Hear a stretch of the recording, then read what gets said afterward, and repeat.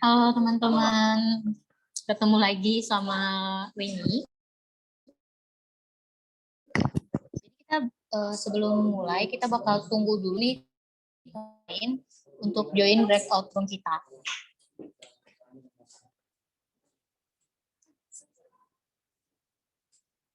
Di sesi kali ini tuh kita bakal kenalan lebih intens lagi nih sama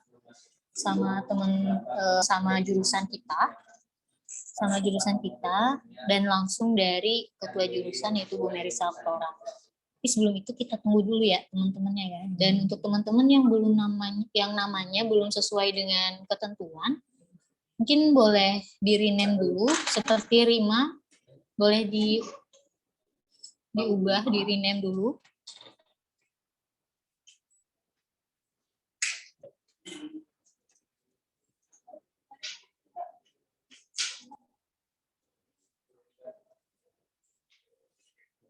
Kedengaran nggak suara?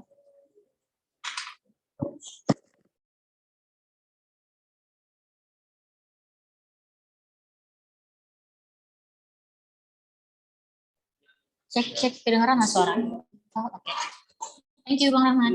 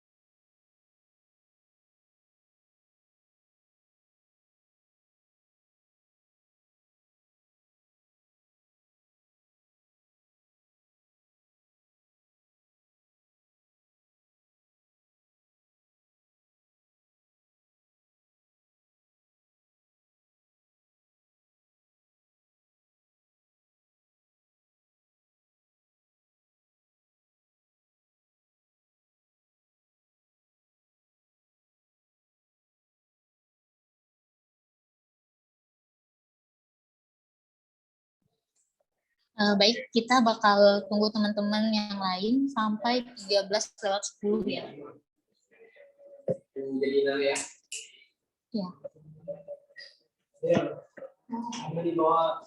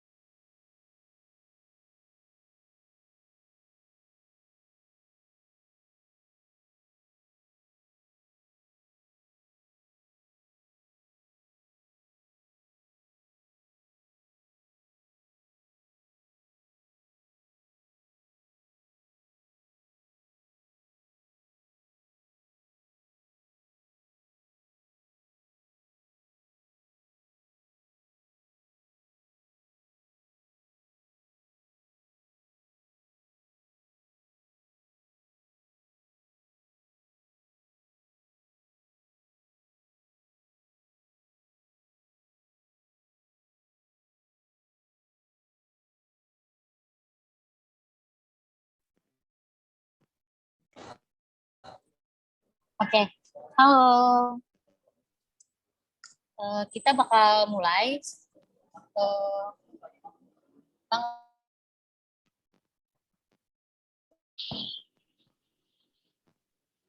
Halo Bang Rahmat. Iya, gimana? Bisa jadiin co-host nggak? Saya dan Bu Merisa.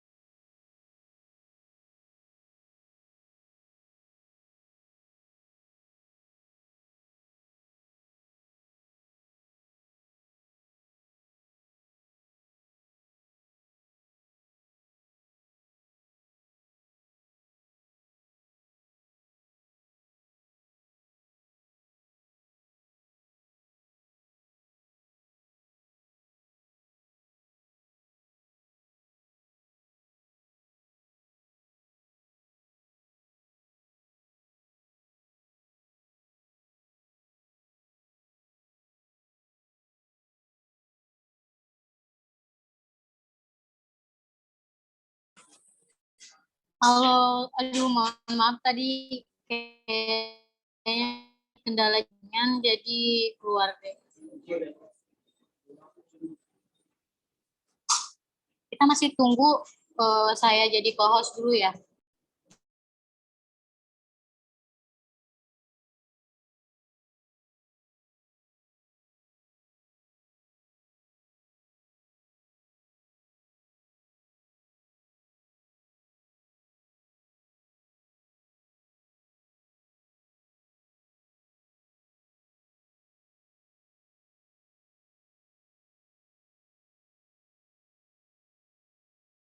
Oke, mohon maaf terhadap keterlambatannya teman-teman karena emang ada sedikit jadi gangguan.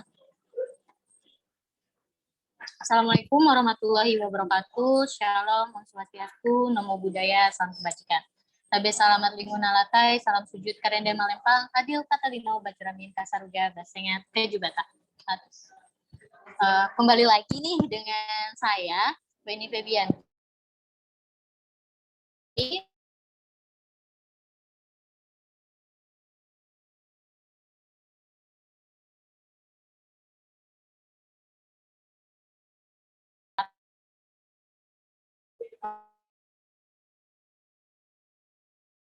Jurusan kita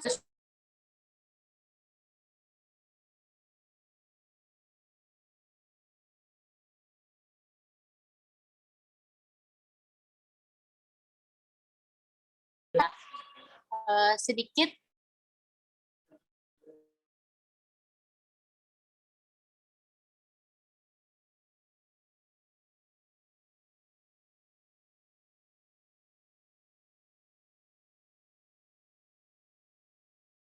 ayat pendidikan untuk S1 dan S2-nya adalah di Universitas Yamada. Okay. Mungkin kita sapa dulu ya. Halo Bu Merisa.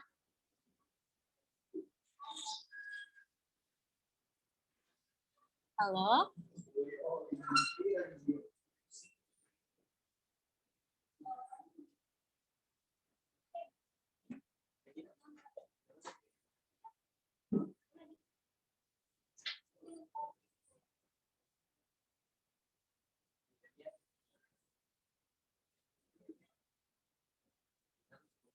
Halo.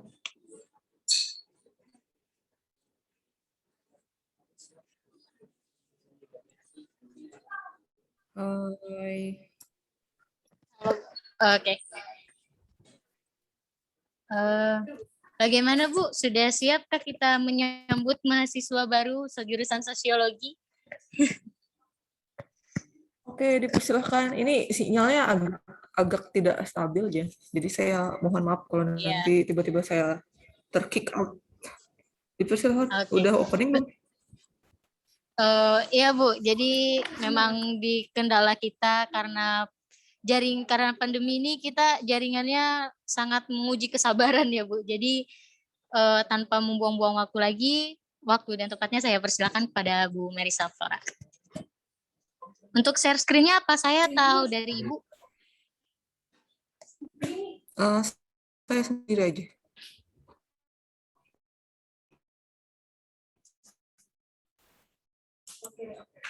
Oke, selamat siang semuanya. Selamat datang di jurusan Sosiologi. Tadi sudah welcoming greeting ya sama Kak Weni selaku moderator. Sudah pasti kenal dengan Kak Weni. Oke, saya akan memperkenalkan diri saya. Apa suara saya terdengar jelas di tempat Anda? Can you hear my voice? Bisa dengar suara saya? Sangat jelas Bu. Oke. Perkenalkan, saya adalah Ibu Merisa Oktora. Saya ketua jurusan Sosiologi di FISIP UPR. Kebetulan hari ini Sekjur sedang berhalangan karena baru recovery dari COVID-19. Jadi beliau berhalangan di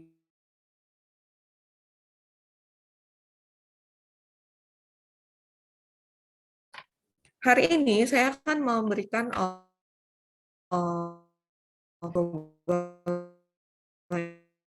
belajar, tidak ada yang berniat untuk sebelum saya mulai, saya bertanya, ini teman-teman asalnya dari mana aja kira-kira, dari in-out, dari luar Pulau Kalimantan, dari Kalimantan sendiri, atau seperti apa? Like anyone, can you give me some brief explanation? Bisa kasih 1-2 keterangan dari mana Anda berasal? Satu aja, volunteer, Dari Medan, Bu. sukarelawan. Di Medan. Dia ini ketahuan dari nama marganya Girsang ya. Dari NTT. Yang lain kira-kira? Dari Jakarta, Bu. Medan, Bu. Jakarta. Wah, ini Dea. Iya, saya dari Jakarta. Tadi ada Dea, terus Jakartanya Jakarta bagian Barat. mana? Jakarta Barat. Spesifiknya? Kalideres, Jakarta Barat, Bu. Dari Kalideres. Oke. Tadi siapa? Fredericus. Dari NTT, Bu. NTT. NTT-nya di mana? NTT, Bu. Which one? Which part of NTT? Bagian mananya NTT? NTT kan luas. Nama daerahnya? Manggarai, Bu. Oh, Manggarai. Wah, ini ada veteran peto di situ ya. Oke. Mostly yang lain ada yang dari Palangkaraya sendiri atau wilayah-wilayah lain dari kota yang ada di Kalimantan Tengah, misalnya Sampit, Pangkalanbun, dan seterusnya. Ada, Bu. Palangkaraya, Bu. Palangkaraya ini berada di lingkup yang sama dengan kampus kita. Oke, saya mulai saja ya untuk menghemat waktu. Mbak Weni, ini estimasi waktu saya dikasih berapa menit ya? 1 jam sebenarnya Bu, dari pukul 1 tadi. Jadi ini udah 20 menit sama kita nunggu.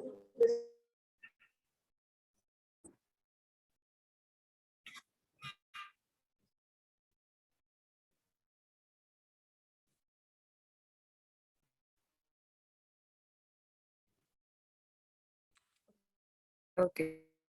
I will make it fast. Saya akan buat cepet aja. Slide. Jadi teman-teman lihat sekarang itu bukan serta-merta langsung berdiri megah ini, tapi kita mengalami fase di mana kita berada di lingkup yang kecil di FISIP sendiri ya, tapi kita berada di bawah Fakultas Ekonomi yang kemudian seiring dengan perkembangan waktu kemudian kita menjadi fakultas sendiri sampai dengan sekarang. Jadi ini perjalanannya cukup lama. Dari Fakultas Ekonomi, kita merupakan prodi di sana, di situ dikenal dengan ISIPOL, Ilmu Sosial dan Ilmu Politik, yang kemudian jurusan ISIPOL, yang kemudian ada satu jurusan Sosiologi, kemudian berkembang menjadi 2 jurusan lainnya, ada administrasi negara dan ilmu pemerintahan. Ini adalah secara legal tentang izin operasional dan lain sebagainya yang mungkin Anda perlu ketahui. Jadi kalau ditanya statusnya apa, status kita sekarang, kita berada di, sebentar ya. Kita sekarang statusnya ada di BANPT, di Badan Akreditasi Nasional dengan nilai akreditasinya adalah B. Yang nanti akan kita progres ke A. Jadi apa sih yang Anda lihat dari prodi sosiologi? Di sini prodi ini dibentuk dengan tujuan untuk menjadi wadah dalam pengayaan keilmuan dalam keterkaitannya dengan potensi dan dinamika sosial budaya di masyarakat di Kalimantan Tengah, terutama dalam kajian sosial budaya, lingkungan, gender, konflik, dan juga kearifan lokal. Jadi berbicara tentang sosiologi ini, ya nanti kita akan pelajari dalam ranah sosiologi itu ada banyak sekali. Ini beberapa fokusnya, ada sosial budaya, lingkungan, gender, konflik, dan juga kearifan lokal. Visi dan misi. Secara general akan saya jelaskan visi dan misi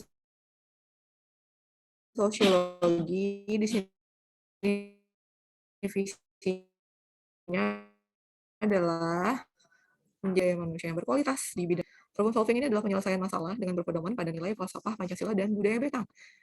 Mungkin yang dari luar Kalimantan masih belum paham ya Betang itu apa sih. Bagi yang dari asli wilayah Kalimantan mungkin sudah paham, Betang itu adalah rumah tradisional dari suku Dayak yang ada di Kalimantan Tengah, yang dikenal juga dengan longhouse atau rumah panjang. Jadi intinya adalah keterkaitan dengan kekerabatan, gotong royong, jadi semuanya ada di dalam satu lingkup yang dikaitkan dengan falsafah Betang. Kemudian misinya, kita punya misi nih jurusan sosiologi atau program studi, menyelenggarakan pendidikan berkualitas di bidang ilmu sosiologi dengan wawasan nasional dan internasional. Jadi nanti teman-teman berada di sosiologi ini diharapkan nanti mengembangkan wawasannya baik secara nasional dan internasional. Tapi bukan tugas kami 100%, tapi di situ juga Anda juga harus berperan serta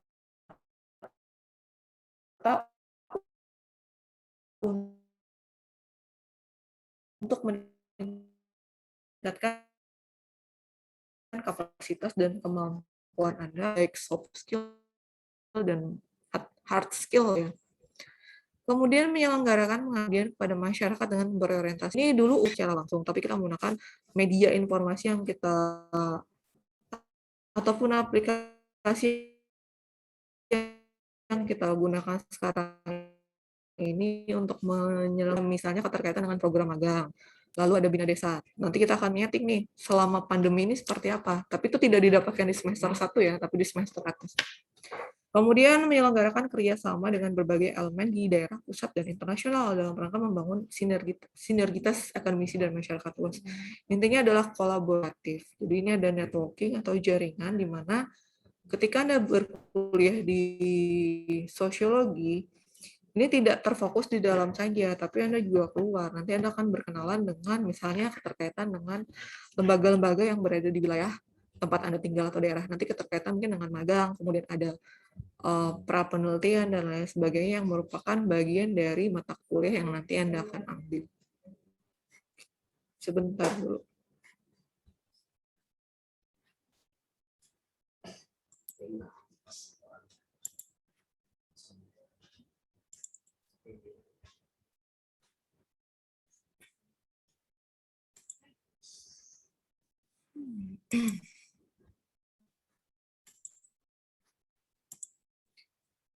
Untuk anak semester 1, ini saya jelaskan sedikit tentang distribusi dari mata kuliah yang nanti kemungkinan Anda akan ambil. Bukan kemungkinan sih, yang akan Anda ambil selama 4 tahun ke depan. Jadi, ya kurang lebihnya sekitar 8 semester lah. Saya tidak berharap Anda lebih sampai ke 15 semester, karena itu sudah kategorinya Anda adalah mendapatkan gelar MA, bukan Master of Art, tapi mahasiswa abadi. Mahasiswa abadi itu adalah mahasiswa yang lama lulusnya. Saya tidak berharap Anda mengalami fase itu ya. Jadi secara umum saja, secara general. Jadi mata kuliah yang Anda ambil di semester ini, di semester 1 ini masih mata kuliah umum. Ya, seperti biasa Anda akan berhadapan dengan Pancasila, lalu ada filsafat ilmu, bahasa Indonesia, and then Anda akan bertemu dengan pendidikan agama, lalu ada pengantar antropologi, pengantar ilmu politik, pengantar sosiologi, dan bahasa Indonesia. Jadi kalau SKS-nya di sini sudah dipaketkan untuk semester 1 itu adalah 22. Ada pertanyaan, caranya gimana Bu mendapatkan mata kuliah ini? Nanti akan saya jelaskan lanjutan keterkaitan dengan syarat yang tadi mungkin sudah Anda dapatkan sedikit ya penjelasannya. Siapa yang bertugas untuk menyusun ini Bu? Ya Anda sendiri. Karena nanti kita terintegrasi dengan sistem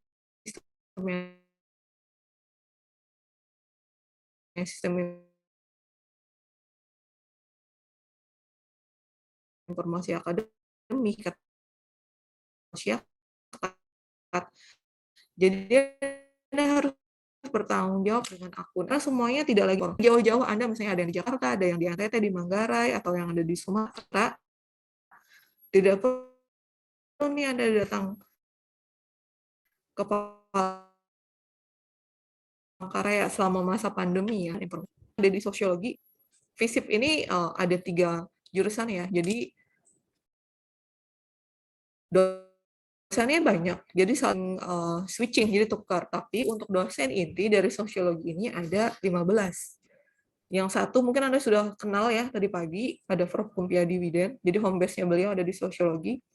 Kemudian ada Pak Dr. Sidik Usop, Pak Dr. Joni Rusmanto, Pak Dr. Saputra Adewijaya, Pak Dr. Danu Pitoyo, Bu Evi Nurleni, saya sendiri, kemudian Pak Dedi Ilham Perdana, ini sekjur kita, sekretaris jurusan, lalu ada Pak Yorgen, Pak Paulus, Pak Dr. Sonto, Bu Yuliana, Bu Juli, Bu Anissa, dan Pak Arif. Ini adalah dosen internal dari sosiologi. Nanti Anda akan ketemu nih sama beliau-beliau ini di mata kuliah yang Anda akan tempuh. Ini adalah yang saya jelaskan tadi, keterkaitan dengan sistem informasi akademik. Jadi keterkaitannya ini Anda adalah ketika Anda sudah membayar UKT ataupun yang keterkaitan dengan teman-teman yang dari bidik misi, jadi Anda membuat yang namanya akun. Akun ini akun akademik FISIP UPR. Jadi di sini ada instruksi, ada register. Register itu pendaftaran. Kemudian Anda buat akun. Jadi yang bertanggung jawab dengan akun ini adalah Anda. Jadi jangan lupa tuh dengan nama, emailnya, kemudian passwordnya. Jadi jangan sampai lupa, karena itu kunci dari Anda berada di layanan ini. Kalau Anda lupa, ya otomatis Anda harus menghubungi operator untuk bertanya, untuk meriset password misalnya, dan lain sebagainya. Kemudian yang bertanggung jawab untuk memprogramkan kuliah adalah Anda. Nanti dibantu dengan yang namanya dosen PA. Dosen PA itu siapa sih? Dosen pembimbing akademik. Siapa aja orangnya, Bu? Orangnya ada di sini. Nanti akan jurusan tentukan siapa yang menjadi dosen PA Anda. Nanti akan diberikan nomor kontak dan lain sebagainya. Ketika Anda mengalami kesulitan, biasanya untuk semester 1 masih aman ya, karena sifatnya masih paket, tapi nanti semester 2, 3, dan seterusnya, karena capaian SKS itu tergantung nilai dari IP Anda, indeks prestasi Anda. Tapi saya tidak berharap ya Anda mendapatkan nilainya IP-nya Nasakom. Ada yang tahu Nasakom nggak? Tahu istilah Nasakom? Nasakom itu adalah nasib 1 koma. Jadi IP-nya cuma 1 koma atau cuma 0 koma. Itu capaian SKS-nya kurang. Jadi untuk mendapatkan 24 SKS setiap semesternya itu IPK-nya otomatis harus di atas di atas 3 sekian misalnya, baru Anda bisa mendapatkan nilai dari capaian SKS 24. Jadi cepat lulusnya. Kalau nilai IP-nya cuma 1 koma atau 0 koma, ya jangan berharap cepat lulus. Karena apa? Ya, karena Anda harus menempuhnya agak lebih lambat, karena nilai capaian Anda yang kurang. Kemudian ada pertanyaan nih. Ada yang tahu nggak, kira-kira kalau lulus dari sosiologi itu mau jadi apa? Jadi menteri sosial, Bu. Wah, sangat tinggi achievement-nya. Langsung ultimate menteri. Yang lain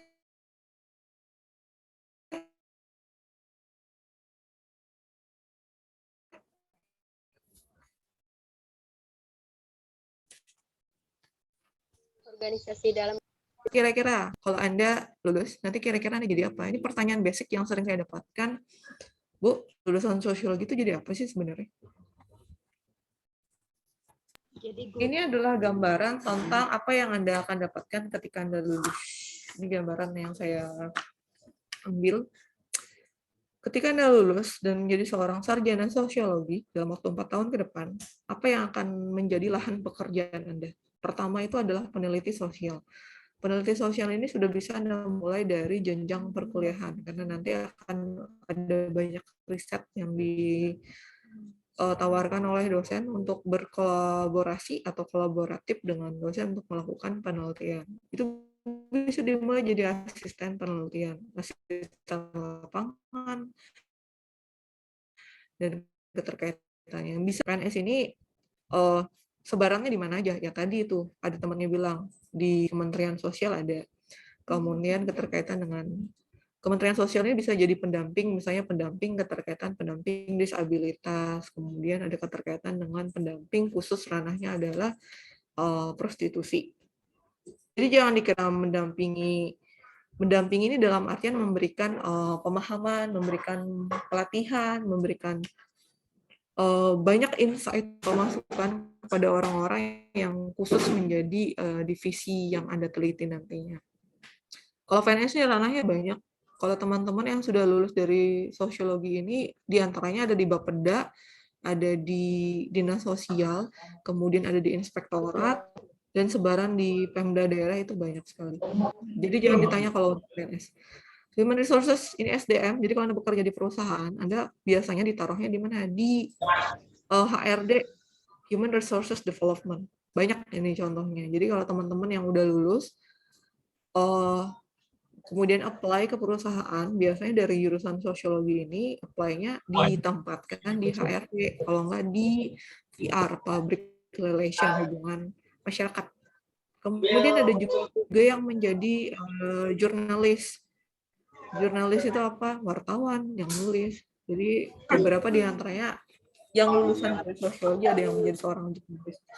Kemudian tenaga pengajar. Tenaga pengajar ini adalah guru maupun dosen. Tapi kalau untuk dosen, otomatis Anda harus melanjutkan ke jenjang yang lebih tinggi, yaitu strata 2 atau S2. Beberapa lulusan dari sosiologi FISIP PR, 2 diantaranya ada yang menjadi dosen, tapi ada Bu Juli dan Bu Yuli itu adalah lulusan dari S1 Sosiologi, tapi kemudian melanjutkan ke UGM, kemudian mendapatkan kesempatan untuk menjadi dosen di jurusan kita, di jurusan Sosiologi.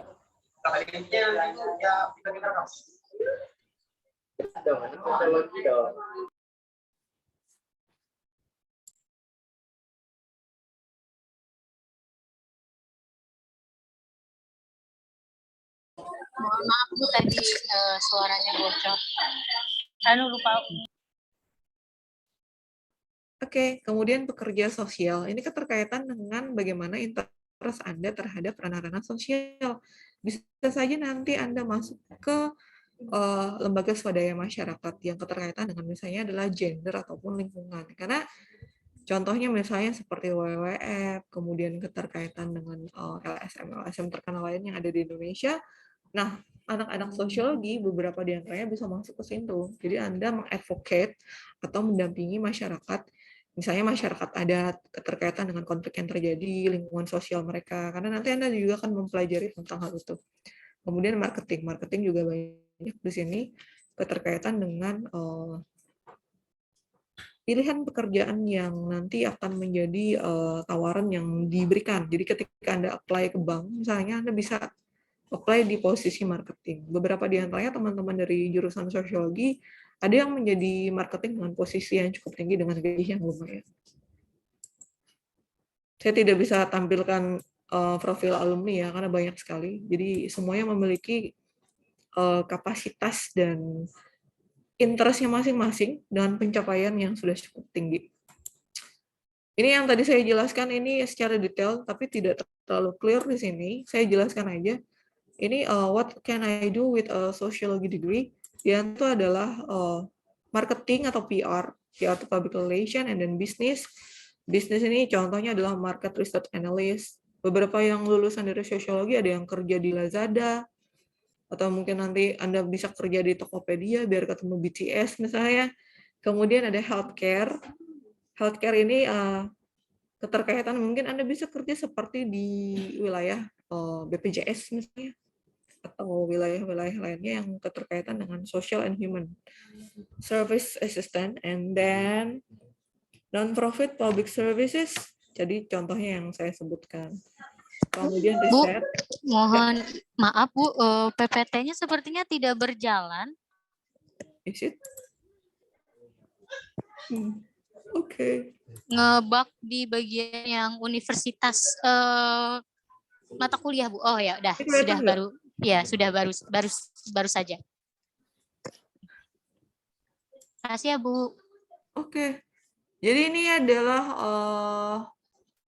gambaran. Kira-kira kalau Anda lulus, Anda kemana kerjanya? Banyak sebenarnya tanahnya. Jadi jangan merasa tersudutkan karena ruang lingkup sosiologi itu sempit. It depends on you. Itu semua tergantung dari Anda. Karena semua aspek ini bisa kita masuk. Ada education, research, social services, kemudian government, politics, kemudian ada law juga, kemudian ada healthcare. Misalnya Anda lulus S1 sosiologi, tiba-tiba di TNI AD diperlukan untuk jabatannya perwira S1 sosiologi. Kalau yang berminat bisa langsung apply, karena dari requirement-nya sudah memenuhi persyaratan. Kemudian marketing, PR, public relation, and then keterkaitan dengan non-profit organization yang tadi saya sebutkan itu adalah LSM atau lembaga swadaya masyarakat. Kemudian bisa juga keterkaitan dengan international relation kalau Anda punya menggunakan bachelor degree Anda di sosiologi. Nah, ini dosen pembimbing akademik ya. Jadi dosen pembimbing akademik adalah dosen yang diserahi tugas membimbing mahasiswa dengan tujuan untuk membantu mahasiswa menyelesaikan studinya secepat dan seefisien mungkin sesuai dengan kondisi dan potensi individual mahasiswa.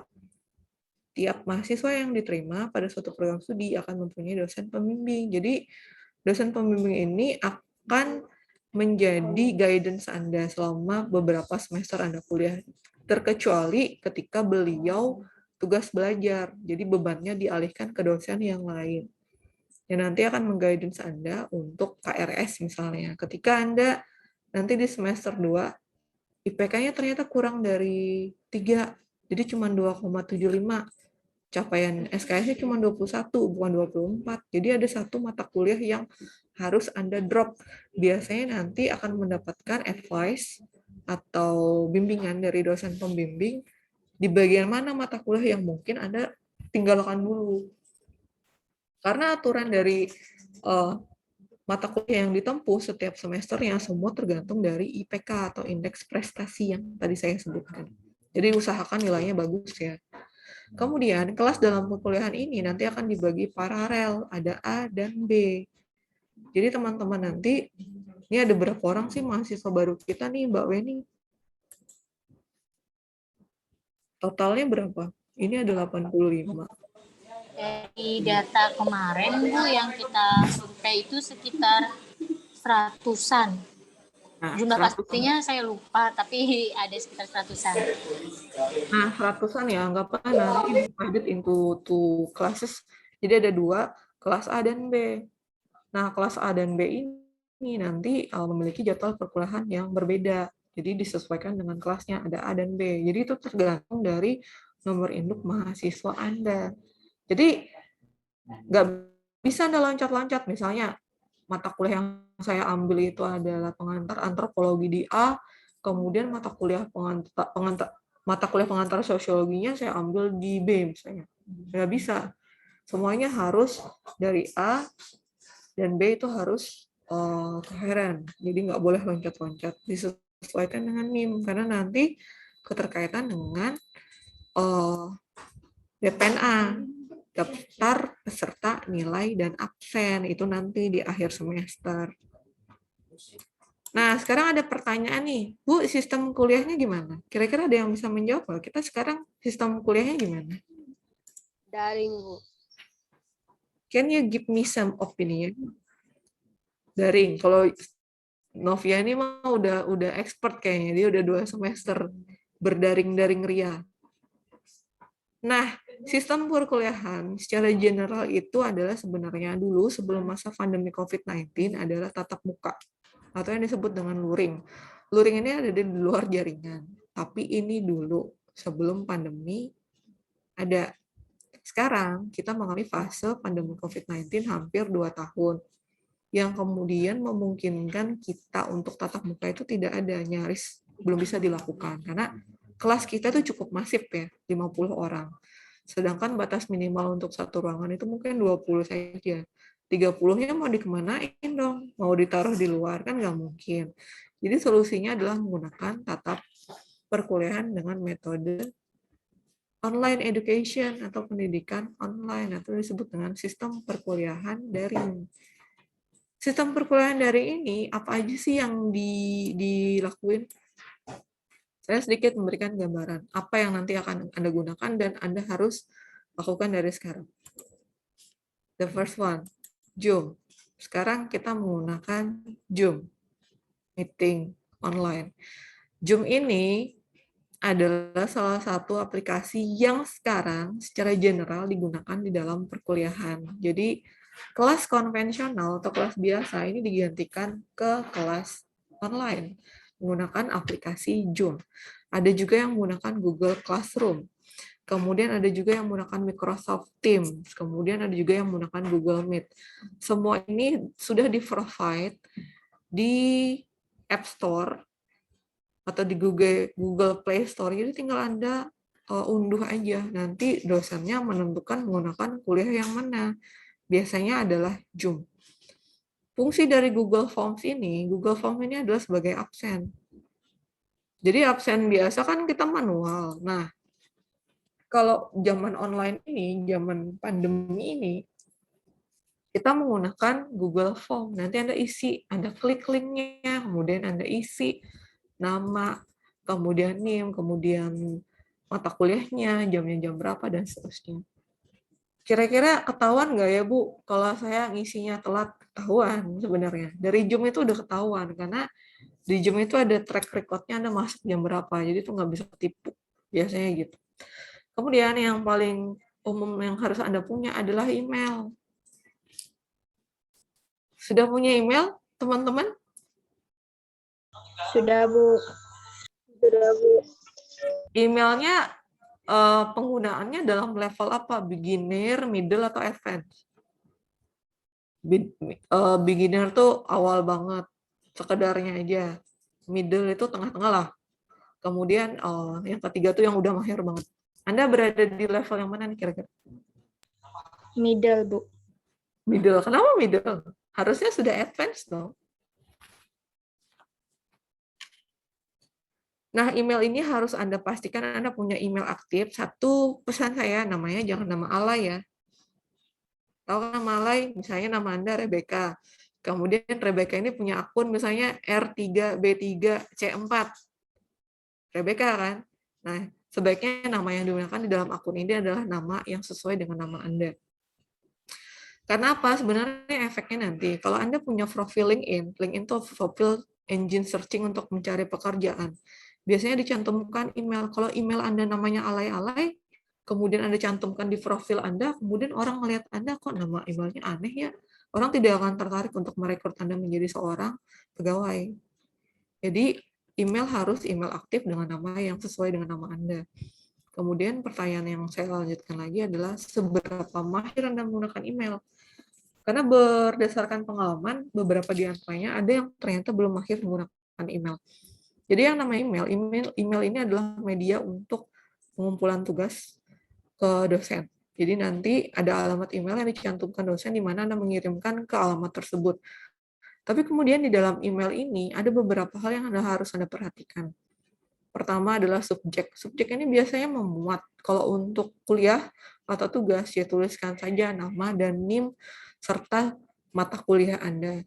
Kemudian tidak langsung dikerjakan di email, teman-teman, tapi gunakanlah attachment. Attachment itu adalah lampiran. Anda kerjakan dulu di Microsoft Word, atau yang aksesnya agak susah, Anda bisa tulis menggunakan tangan, menggunakan kertas, kemudian Anda foto, kemudian Anda convert ke PDF, baru Anda attach di email. Jadi email ini adalah must, ini adalah suatu keharusan. Saya yakin Anda ini kayaknya generasinya bukan milenial lagi, tapi generasi Z mungkin. Jadi Anda harus lebih advance menggunakan teknologi seperti ini, karena tuntutan zaman harus kita untuk memahami yang namanya teknologi. Kemudian ini adalah aplikasi yang secara general kita gunakan.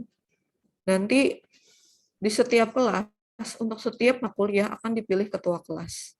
Ketua kelas itu fungsinya apa sih? Mengakomodir komunikasi antara jurusan dengan yang namanya teman-teman satu kelas. Nih, saya akan perlihatkan nih orang-orang jurusan. Orang-orang jurusan mungkin bisa memunculkan wajahnya dan memberikan say hi. Ayo, ada Bang Dwi sama Mbak Burini. Silakan tampilkan wajahnya dan say hi ke teman-temannya.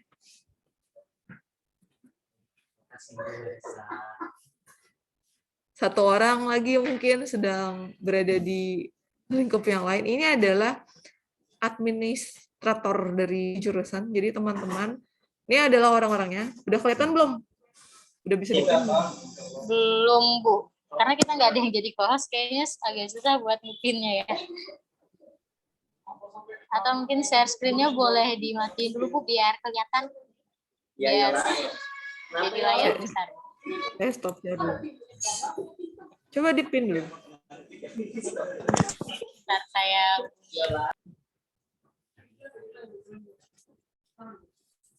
Kalau pengen tahu siapa sih di balik jurusan itu, selain ketua jurusannya, yang berkomunikasi langsung dengan Anda, ini adalah ada Bang Dwi dan ini. Nah, ini orangnya. Ada dua orang. Ini Bu Nita dan Bang Dwi. Ini kalau Anda tanya-tanya, ini adalah oknum berdua ini yang akan jawab setiap pertanyaan Anda. Bisa di-highlight wajahnya, diingat-ingat kalau ketemu di jalan mungkin. You wanna say something to our new student? Mau ngasih ucapan apa buat teman-teman yang baru masuk?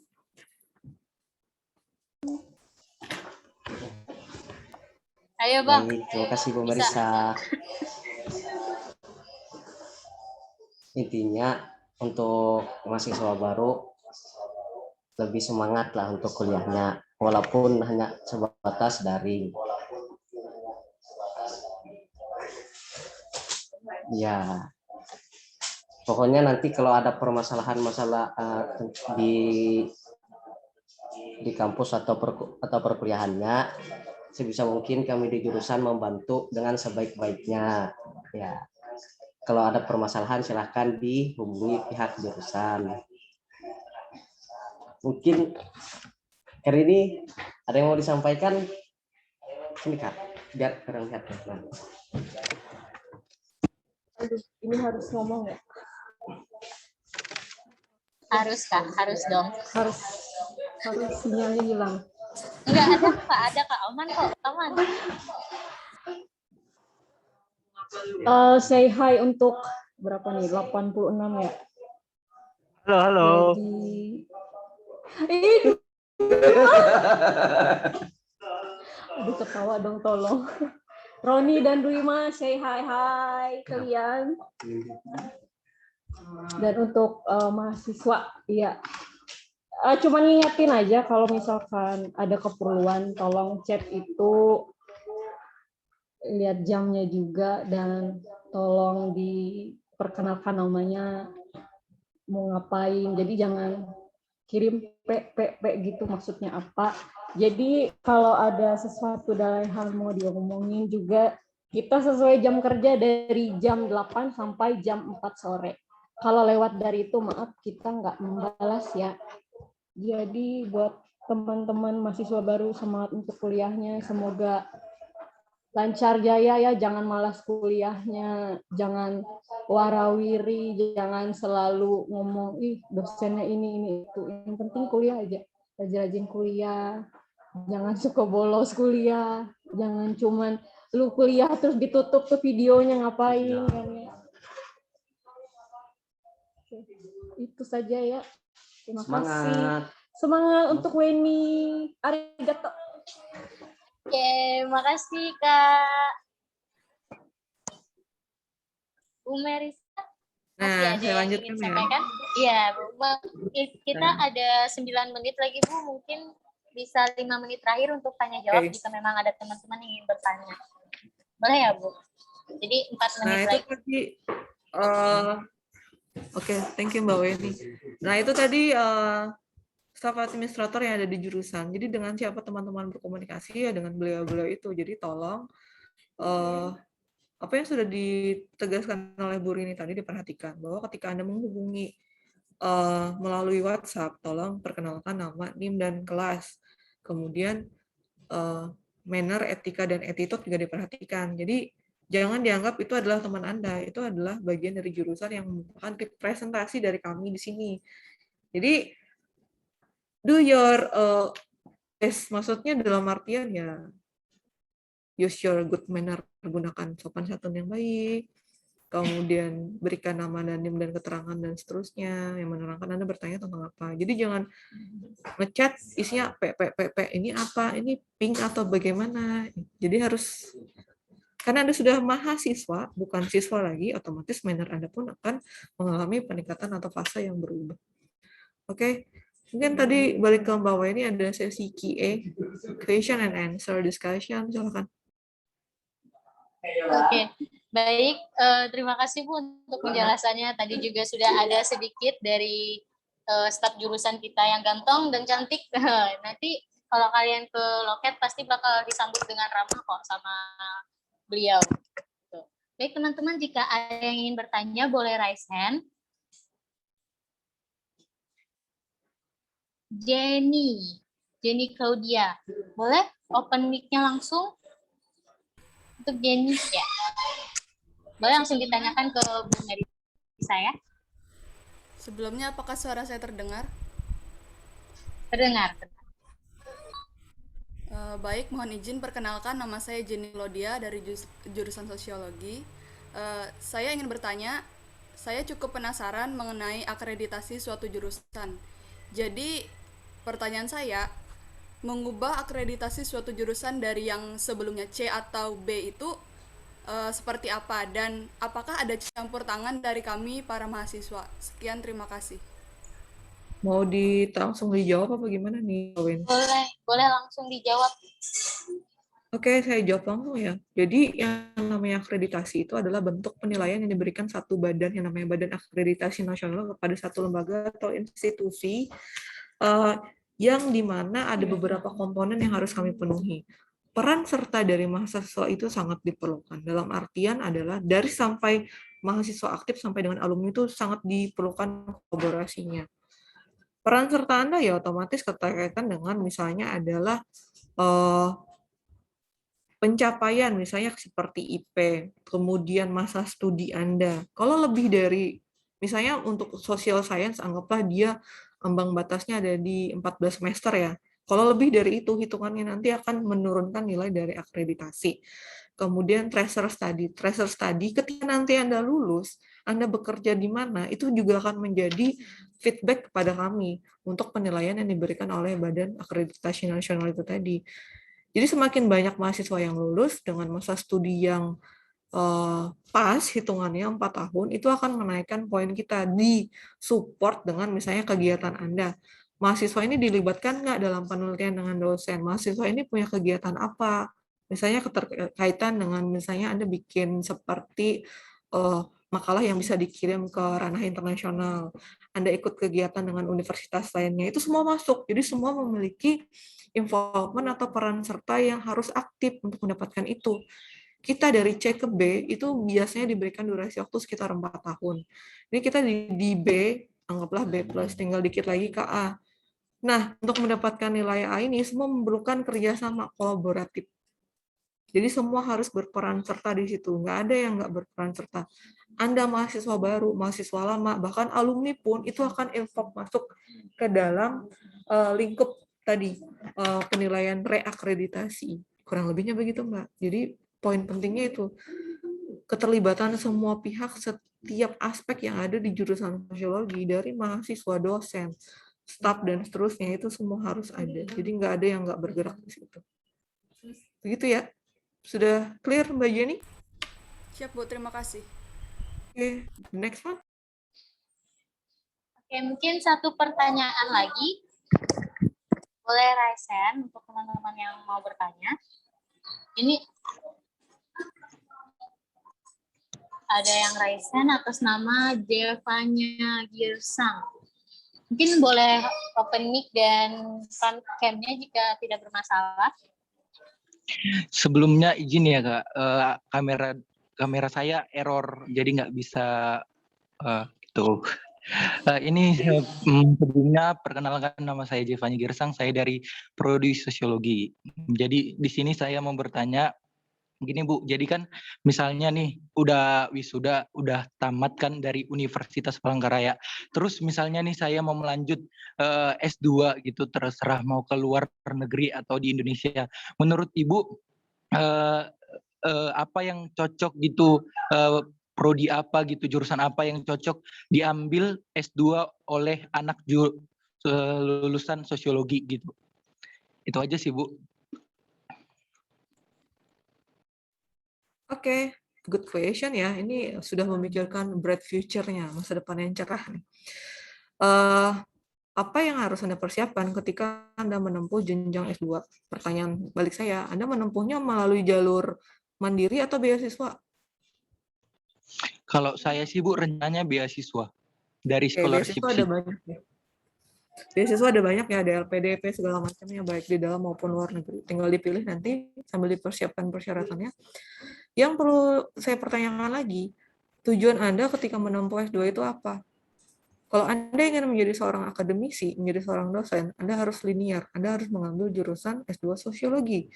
S2 Sosiologi itu ada di Universitas Indonesia, kemudian ada di UGM, dan beberapa universitas lainnya yang ada di luar negeri. Di Brawijaya juga ada. Jadi ketika Anda ingin nanti menempuh ke S2, Anda perhatikan nih, nanti Anda mau apa jadinya. Biasanya yang diarahkan itu linear, jadi satu garis. Sosiologi, ya sosiologi lagi. Ketika Anda menempuh jurusan yang lain juga bisa sebenarnya, tidak dipermasalahkan, tapi yang menjadi perhatiannya ketika nanti Anda ingin apply menjadi seorang akademisi atau menjadi dosen, alangkah lebih baiknya Anda mengambil jurusan yang satu garis yang sama. Kecuali Anda memiliki pemikiran yang sedikit agak berbeda. Misalnya, Anda tidak ingin bergerak di bidang akademisi, pendidik, atau guru misalnya. Anda bisa memilih bidang yang lain. Misalnya Anda mau menjadi seorang businessman, mungkin Anda bisa mengambil S2-nya adalah manajemen mungkin, atau Anda menjadi seorang keterkaitan seorang praktisi politik, bisa Anda mengambil jurusan yang lain. Tetapi disarankan itu mengambil satu garis linear aja, sosiologi ya sosiologi. Jadi nanti Anda expertise atau ahli di bidang tersebut. Dan kemudian keterkaitan dengan beasiswa, untuk S2 ini banyak sekali ya teman-teman. Jadi nanti kalau Anda sudah lulus S1, Anda bisa memanfaatkan link, kemudian sumber-sumber pemberitaan, di mana Anda bisa mendapatkan informasi tentang S2 yang tersebar baik di dalam maupun luar negeri. Tinggal dipersiapkan nanti syaratnya, misalnya adalah kompetensi TPA, kemudian IELTS atau TOEFL-nya. Karena beasiswa untuk S2 ini agak menjamur, masif sifatnya, baik dalam maupun luar negeri. Tapi ya satu pesannya saya untuk Jevanya tadi, kalau mau yang ngambilnya ya tetap sosiologi.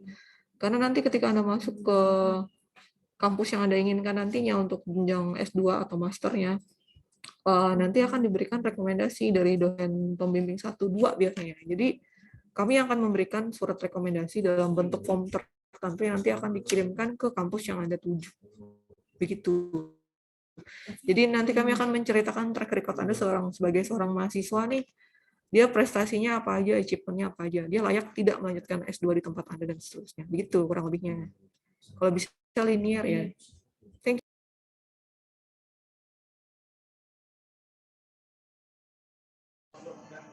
Baik, sudah menjawabnya Bu? Karena kita sudah pukul 2:01, mungkin jawabannya tadi sudah puas ya atas jawabannya Sudah, ya. Kak. Terima kasih Bu atas jawabannya. Oke, sama-sama. Ini kayaknya masih ada nih yang mau tanya, tapi kita tahan dulu. Mungkin nanti kita bisa lebih intens lagi bicara dengan ketua jurusan lewat acara-acara yang akan diadakan oleh Hinsos ya teman-teman. Jadi sabar, tampung dulu pertanyaan kalian. Dan ini sudah di pukul 2:01, kita akan kembali lagi ke ruang gedung utama. Kalau gitu kita tepuk tangan dulu untuk kita semua yang udah berpartisipasi di kegiatan kali ini. Terima kasih kepada Bu Merisa dan juga tadi kakak-kakak dan abang yang ada di jurusan. Saya ucapkan sekali lagi terima kasih kepada Bu Merisa. Saya selaku moderator memohon maaf jika ada kesalahan kata ataupun perbuatan ya dalam memandu sesi kali ini. Jadi kepada co-host mungkin sudah bisa diarahkan teman-temannya untuk kembali ke Zoom utama. Sampai jumpa.